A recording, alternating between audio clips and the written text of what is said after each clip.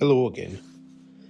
Here is a beautiful book, the Tolkien Tapestry, a collection of illustrations for The Lord of the Rings, made by the Dutch artist Cor Blok. It has been out of print for years, but I am happy to report that HarperCollins has unceremoniously given it a second print run recently.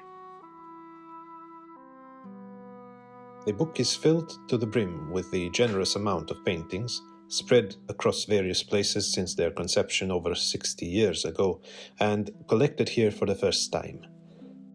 The series of illustrations, ranging from small character pieces to full, large-scale battles, are done in a way that blends the stylization of certain 20th century artists such as Paul Klee and the almost naive sensibility of medieval manuscripts, or tapestries such as the Bayeux Tapestry, where I assume the inspirations for the title of this book came from. Most of the paintings follow a set of self-imposed rules, of which the most apparent is a kind of minimal approach, omitting anything that is not strictly necessary to the narrative, and resulting in very simple character designs, often with only one or two recognizable features and flat, blank backgrounds.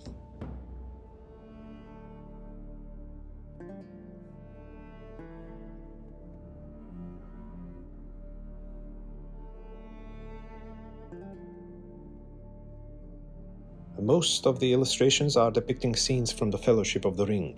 Some of them are quite interesting choices, rarely seen elsewhere, such as my personal favorite, showing Bill Ferny getting hit in the face with an apple thrown by Sam, followed by Sam saying to himself, "A waste of a good apple." I assume Cor Blok lost a bit of steam after this many illustrations for the first volume, so the artwork for the subsequent 2 volumes is lesser in quantity, but of course maintaining the quality. The 2 of them, the Battle of Hornburg and the Dead Marshes, were even purchased by Tolkien himself after he met with the young, relatively unknown artist. Before you get to the artwork, there is 30 or so pages of an introduction written by the artist himself. There is plenty of useful information in there about his life as an artist, both before and after his work on the so-called Tolkien project, but the text is also filled with insightful thoughts on the artistic process and the history of art. One particular part of the introduction caught my attention, the project Cor Blok was working on prior to The Lord of the Rings. Starting around 1953 until at least 1958, his main work consisted of a fabricated series of artworks from the history of the imaginary country called Barbarousia, running from Paleolithic cave paintings to medieval manuscript illumination and even a local version of a 20th century futurism, with a variety of techniques and styles. This is where the so-called pictorial code used in his Tolkien illustrations came from, as well as the use of thin Japanese paper, specially treated in order to make the paintings look damaged by the passage of time. The Barbarousian project also provides an interesting parallel between Cor Blok and Tolkien. Both seem to have started from a point of almost impulsive creation and curiosity, a kind of desire to play and only invent a setting after this initial spark.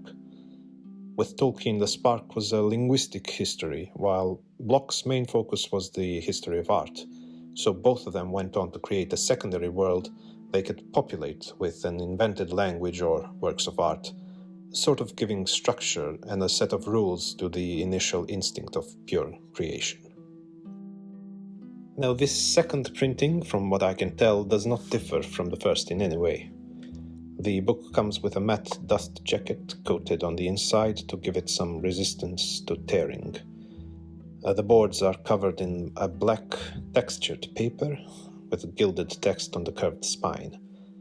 On the inside, the binding is sewn and opens up quite nicely to the white, slightly glossy pages and beautifully reproduced pictures. You couldn't ask for much more from a reasonably priced art book.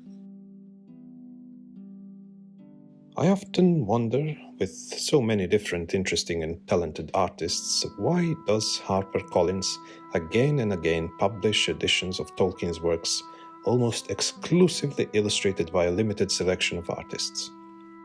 Now, don't get me wrong, I love the work of Alan Lee and Ted Naismith and John Howe, but announcements of new releases would be way more exciting if we got something unexpected now and again, such as an edition of The Lord of the Rings illustrated by Cor Blok.